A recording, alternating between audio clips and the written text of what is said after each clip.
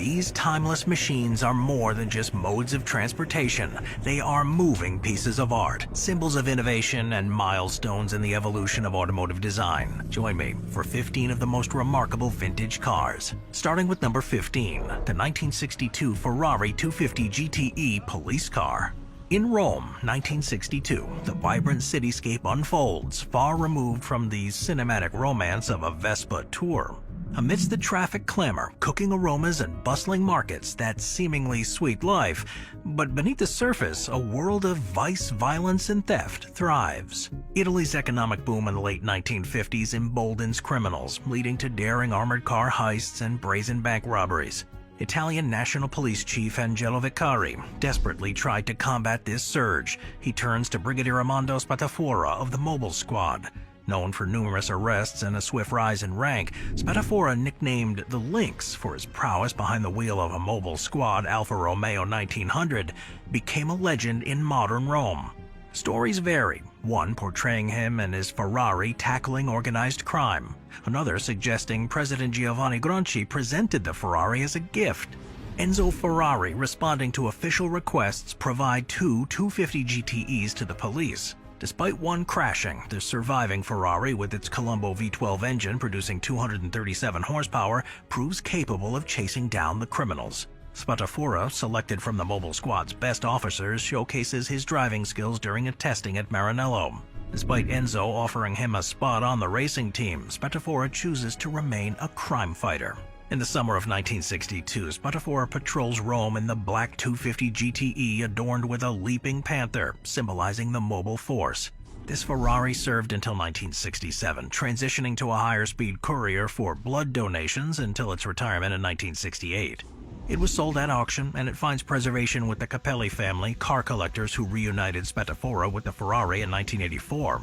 Despite Spatafora's untimely death in '86, the Panther Ferrari, with original lights and sirens, remains well preserved, showcased at various events including the Pebble Beach Concours d'Elegance and Rome's Police Vehicle Museum.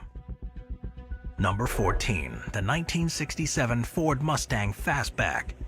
So there are countless iterations of the Ford Mustang, but this one remains one of the most timeless. The 1967 Ford Mustang is a gorgeous American muscle car and part of the first-generation Mustang lineup. It played a significant role in shaping the pony car segment. It's manufactured in response to the demand for compact, sporty cars in the 1960s. The Mustang Fastback aimed to combine performance with a sleek design.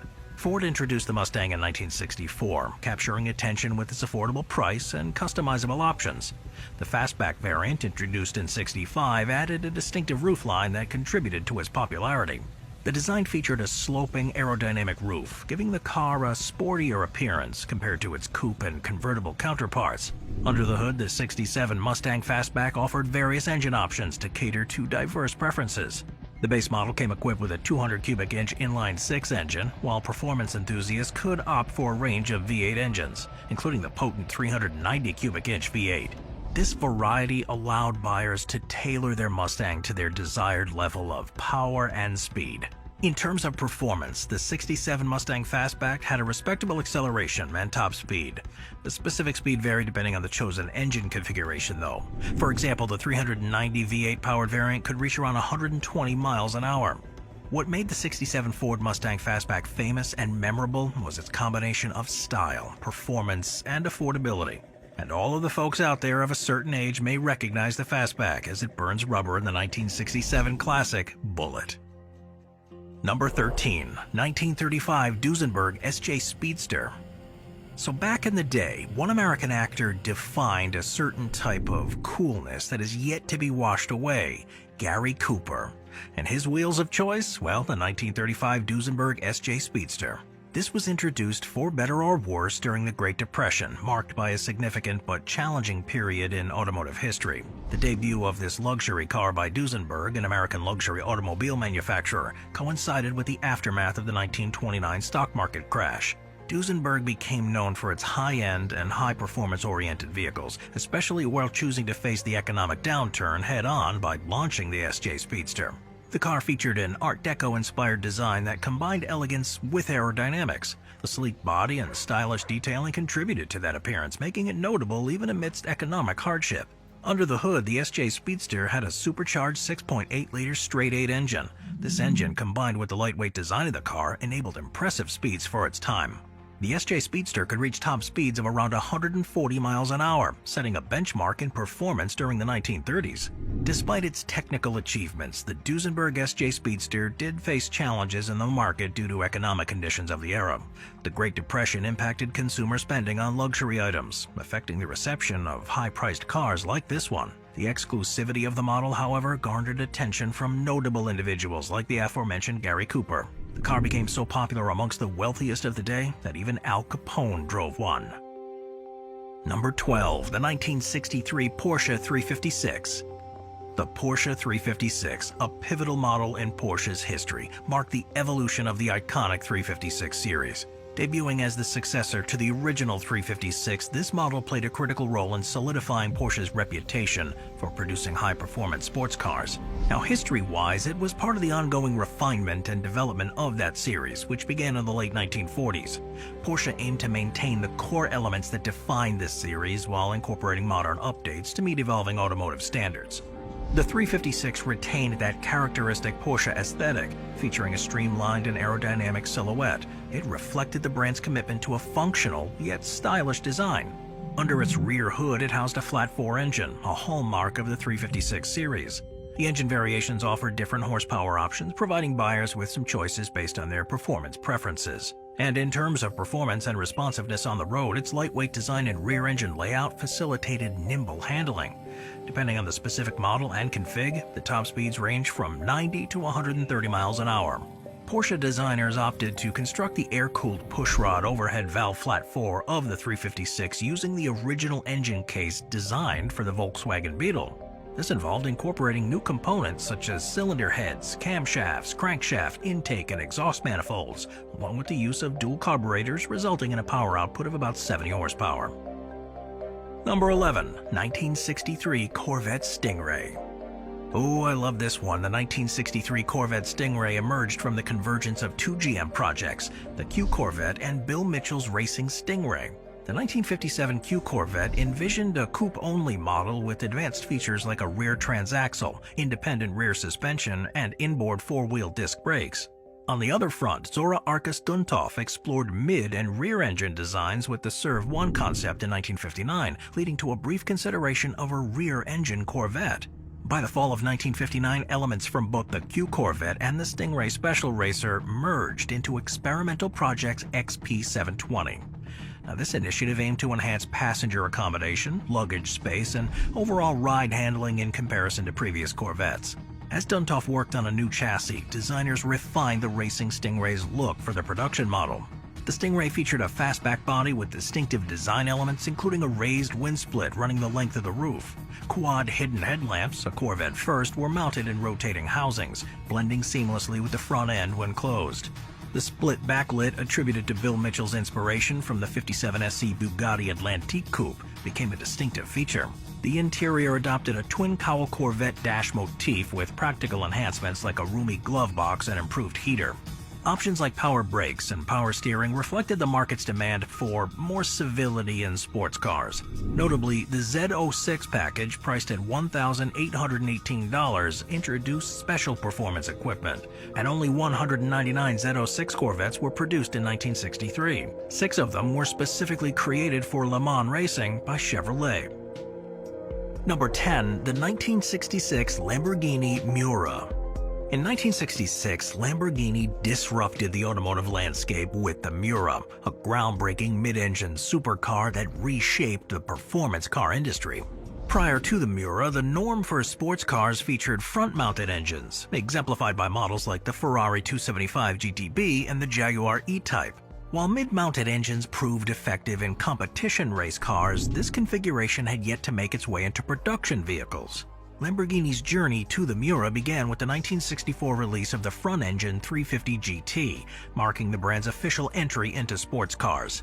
Intrigued by the potential of a mid-mounted engine in a road car, Lamborghini's engineers faced the challenge of fitting their existing 3.9-liter V12 longitudinally above the rear axle. The solution came in the form of a transverse-mounted mid-engine chassis, presented at the 1965 Turin Salon Auto Show. Now, despite lacking exterior panels, the concept garnered significant interest and pre-orders. Collaborating with Nuccio Bertone, Lamborghini crafted the Miura's exterior body. Designers Marcello Gandini and Bertone refined the shell, resulting in an iconic design showcased at the 1966 Geneva Motor Show. The Miura boasted a distinctive shark nose, circular headlights, and a unique eyelash encasing around the lights. The elegant body featured curvy hips, sculpted fenders, and side intakes resembling bullhorns. To accommodate that V12 engine under the shell, Lamborghini innovatively created a single aluminum casing, integrating the engine's components seamlessly. Powered by a 3.9-liter dual-overhead cam V12 designed by ex-Ferrari engineer Giotto Barazzini, the Miura achieved a power output of 350 horsepower and 300 pound-feet of torque in the base P400 model. With only 275 first-generation Miuras produced between '66 and '69, this supercar delivered an impressive performance, reaching 0 to 60 in 6.7 seconds and a top speed of 163 miles an hour. While some argue the 1965 Ford GT40 Mark I was the first mid-engine supercar, the Miura does stand out as the first purpose-built road-going vehicle in this category. Number 9. The Rolls-Royce Phantom 1. The Rolls-Royce Phantom 1, introduced in 1925 as the successor to the Silver Ghost, marked a significant shift in Rolls-Royce automotive lineage. Manufactured in both Derby, England, and Springfield, Massachusetts, the Phantom 1 featured notable differences in specifications between its English and American versions. Rolls-Royce named the new model the New Phantom to distinguish it from the previous Silver Ghost, acknowledging its stealth and quietness compared to contemporary vehicles. The New Phantom, a 40/50 horsepower model, became iconic, leading to its replacement by the Phantom II in 1929.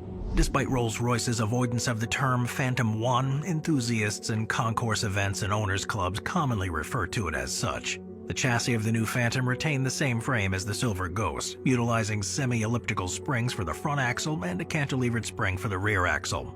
Differences between the US and the UK versions included wheelbases and transmissions. American Phantoms, including standardized bodies from Brewster & Company, offered coachwork choices from Fleetwood and various city-specific options. This flexibility allowed for a tailored selection of coachwork or a plain chassis for customization.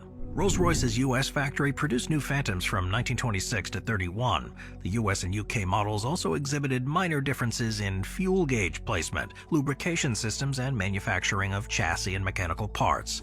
Coach builders like Barker, Park Ward, Windovers, Thrupp and Maberly, Mulliner, Hooper, Henry Binder, Kellner, and others contributed bodies for the New Phantom, showcasing a wide range of design choices. Number 8. Ford Thunderbird. The Ford Thunderbird feels as American as apple pie, harkening back to a time that some people are still trying to recreate. But that's a story for another time. This first generation of the Ford Thunderbird, a two-seat convertible produced from 1955 to 57, emerged as a distinctive response to the 1953 Motorama display at the New York Auto Show, featuring the Chevy Corvette. Unlike its competitors, the Thunderbird was dubbed a personal car of distinction by Ford, emphasizing its unique character. Serving as a departure from the bespoke roadsters of the 1930s, the Thunderbird innovatively incorporated existing components, signaling the evolution of personal luxury cars into mass-market segments in the United States. The Thunderbird made its debut at the Detroit Auto Show in 1954 and hit the market in October. Its immediate success saw 3,500 orders within the first 10 days, surpassing the planned production. The car featured a removable fiberglass top as standard, with fabric convertible top as an option. Powering the Thunderbird was Ford's 292 cubic inch overhead valve Y-block V8, and it offered a range of transmission choices too, including Ford-O-Matic, automatic, and manual overdrive. The Thunderbird with its standard V8 engine stood apart from the Corvette and European sports cars. In 1955, it outsold the Corvette significantly, with over 16,000 units compared to only 674 Corvettes. This two-seat convertible design endured until the introduction of the 11th generation Thunderbird in 2002. Remarkably, the German auto union 1000 SP drew direct inspiration from the design of this Ford Thunderbird generation. In the 1956 model year, improvements were made, including additional trunk space, exterior mounting of the spare wheel, and enhanced cabin ventilation. The 57 model showcased further refinements in design, including a reshaped front bumper, larger grille and tail fins, and larger tail lights. Notable options include dial-o-matic, 4-way power seats and higher performance versions of the 312 engine, with superchargers producing up to 340 horses. Moving on to number 7, the 1970 Plymouth Barracuda. The Plymouth Barracuda, a two-door pony car manufactured by Chrysler Corporation from 1964 to 74, underwent notable transformations through its 3 generations. The first gen, from 64 to 66, shared the Chrysler A-body platform with the Plymouth Valiant, featuring a distinctive fastback design with wraparound rear glass. The second gen, spanning from 67 to 69, maintained the Valiant base but underwent significant redesigns, offering fastback, notchback, and convertible versions. The third generation, introduced in 1970 and lasting until 74, marked a departure as it adopted the Chrysler E-body platform, exclusive to the Barracuda and the Dodge Challenger. The 1970 Barracuda, a complete redesign by Johnny Hurlitz, severed its ties with the Valiant, featuring a shorter, wider version of Chrysler B platform named the E-body. For the 1970 and 71 models, the Barracuda lineup included the base Barracuda, the luxury-oriented Grand Coupe, and the sporty Cuda. The Barracuda Coupe, introduced mid-year 1970, offered a low-end model with a 198 cubic inch slant 6 as the base engine, catering to a wider audience. The engine options for 1970 and 71 were diverse, featuring a slant inline 6 engine, V8s like the 318 CID, and powerful options for the Cuda, including the 340 cubic inch AAR 6-barrel, 440 cubic inch Super Commando, and the formidable 426 cubic inch Hemi. The E-body's larger engine bay facilitated the release of Chrysler's 426 cubic inch Hemi for regular retail. The 71 Barracuda did witness slight changes, introducing a new grille, taillights, and a distinct fender grills on the Cuda model. Notably, the shaker hood, elastomeric-colored bumpers, and Spicer-built Dana 60 rear axle were inclusive options in 1970 and 71, adding to the Barracuda's allure. Number 6, the Ford Mustang Boss 249. Hailed as one of the rarest and most valued muscle cars, the Boss 429 holds a special place in automotive history. Initially developed to homologate the 429 semi-hemispherical engine for NASCAR racing, it became an iconic road-going Mustang with unique features and a powerful engine. The origin of the Boss 429 lies in Ford's pursuit to compete with Chrysler's 426 Hemi in NASCAR. NASCAR's rules mandated the production of at least 500 cars fitted with the engine for public sale. Consequently, Ford chose the Mustang to house the engine, resulting in the birth of the Boss 429. The engine itself evolved from the Ford 385 series, featuring 4-bolt main caps, a forged steel crank, and connecting rods. The aluminum cylinder heads with a semi-hemispherical combustion chamber known as the Crescent utilized this dry dock method for enhanced strength and cooling. The engine came standard with a single Holley 4-barrel carburetor, and 1970 models received a solid lifter camshaft and improved dual exhaust. Due to the massive size of the Boss 429 engines, modifications were necessary to fit it into the Mustang. Carcraft, an experimental facility, was contracted to modify 4-speed Cobra jet Mustangs for this purpose. Production involved initial assembly at a Ford plant, followed by shipping to Carcraft for engine installation and further adjustments. To address the car's nose-heavy design, the battery was relocated to the trunk and a rear sway bar was added for better handling. The Boss 429 featured an oil cooler for high RPM and endurance, a manually controlled hood scoop for denser air intake, and a 3.91 ratio rear axle with a traction lock limited slip diff. In terms of performance, the Boss 429 had 375 brake horsepower at 5,200 RPM and 450 pound-feet of torque at 3,400 RPM. Period dynamometer testing supported Ford's ratings, showcasing the car's impressive power. And it just looks cool too. Number 5, the 1971 Di Tommaso Pantera. The Di Tommaso Pantera, a mid-engine sports car produced from 1971 to 1992, quickly became popular models from the Italian manufacturer Di Tommaso. With its name translating to mean panther in Italian, over 7,000 units were manufactured during its 2-decade production span, with a significant portion sold by American Lincoln Mercury dealers between 72 and 75. Designed by Carrozzeria Ghia's American-born designer Tom DiHarda, the Pantera replaced the Mangusta, introducing a shift from a steel background chassis to a steel monocoque design. The car debuted in Modena in March of 1970 and made its first appearance at the 1970 New York Motor Show shortly after. The 1971 Pantera was powered by a 5.8-liter Ford Cleveland V8 engine, delivering about 330 horsepower. Equipped with a ZF transaxle, power-assisted four-wheel disc brakes, and rack and pinion steering, the Pantera demonstrated impressive performance, accelerating to 60 in under 5.5 seconds. In 1972, the Pantera GTS, developed for Group 3 racing, was introduced for the European market. It featured a more powerful engine with 350 horsepower, wider wheels, aggressive steering rack setup, ventilated disc brakes, and a distinctive matte black body elements. For the American market, Ford began importing the Pantera in late 1971. The initial 75 cars, known for their push-button door handles, were European imports with hand-built Vignale bodies. A total of 1,007 cars reached the United States that year. Modifications for the 1972 model year included a new 5.8-liter 4-bolt main Cleveland engine, adapted to meet U.S. emission standards. The 1972 Lusso Pantera L featured a large black single front bumper, and improvements addressed issues from earlier models. The 73 Pantera earned accolades as a Road Test Magazine's Import Car of the Year, outperforming competitors from Ferrari, Maserati, Lamborghini, and Porsche.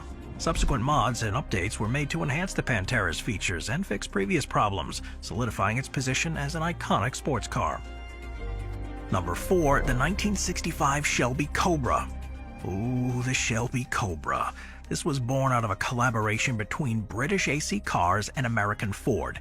It became an automotive legend with a lasting impact on the muscle car era of the 1960s and 70s. Conceived in 1962 by Carroll Shelby, the CSX 2000 marked the beginning of this iconic sports car's journey.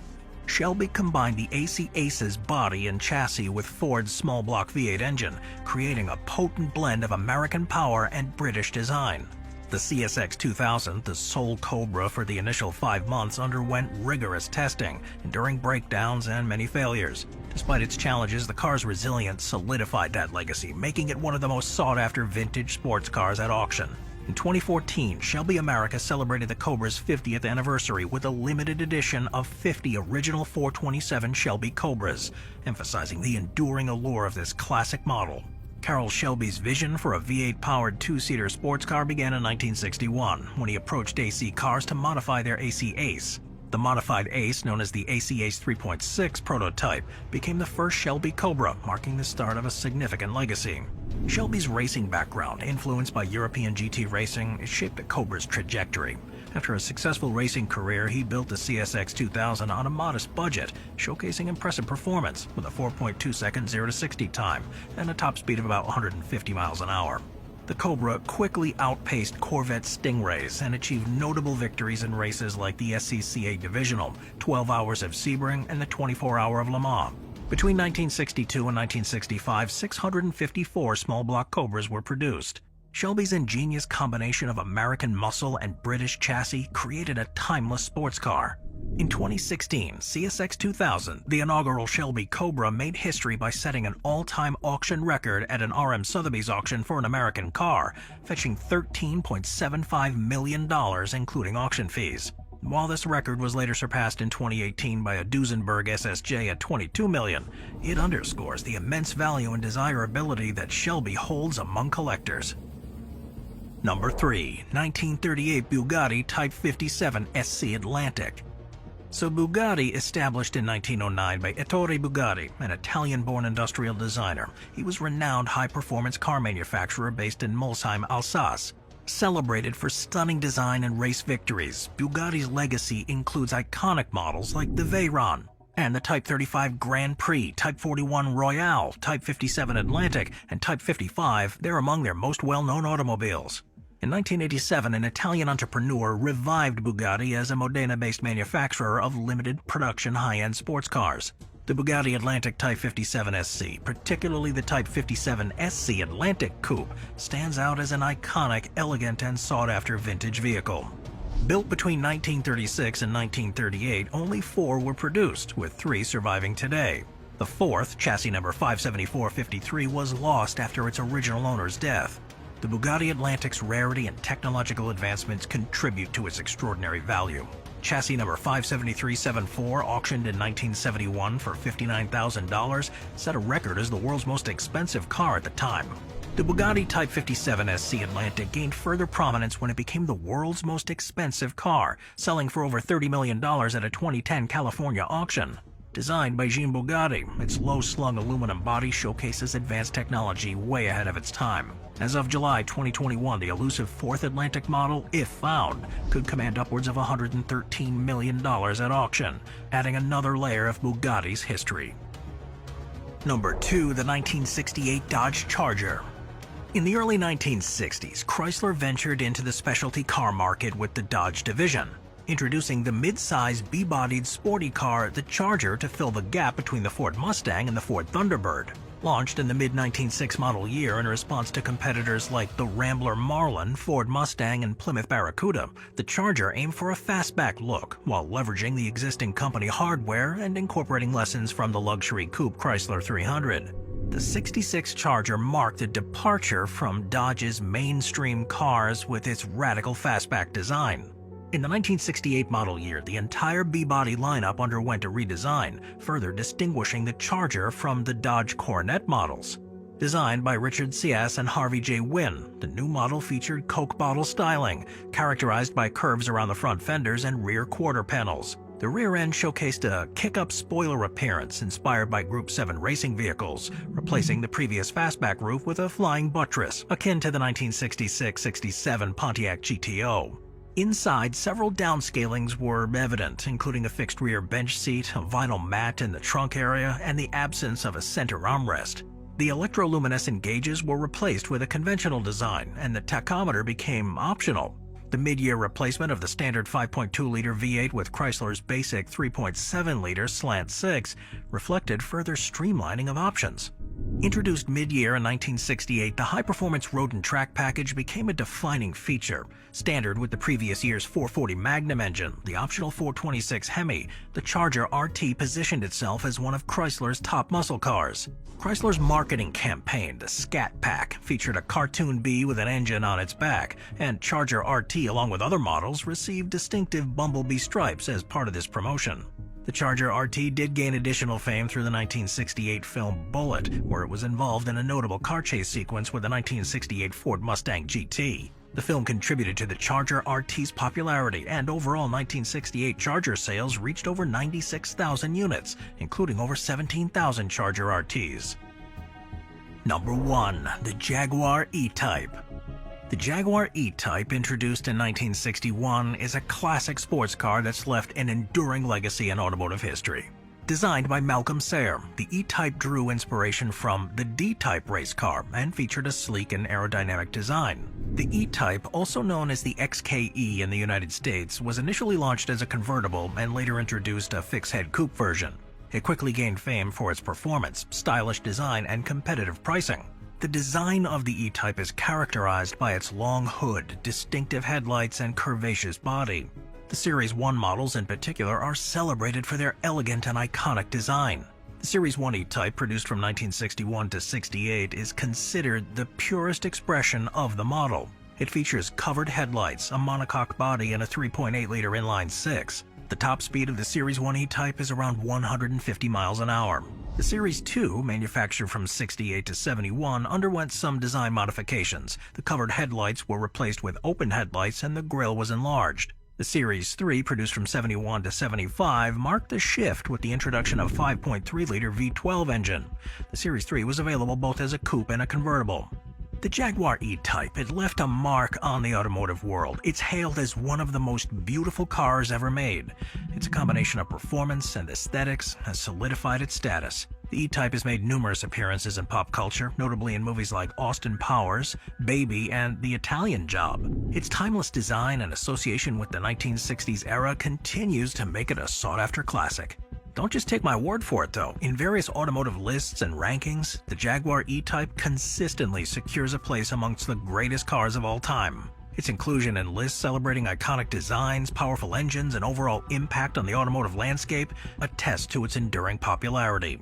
Even Enzo Ferrari himself described the E-Type as the most beautiful car ever made when it was launched. And I have to agree, it's gorgeous. Thanks for watching, guys. I'll see you next time. Thank you to our channel members.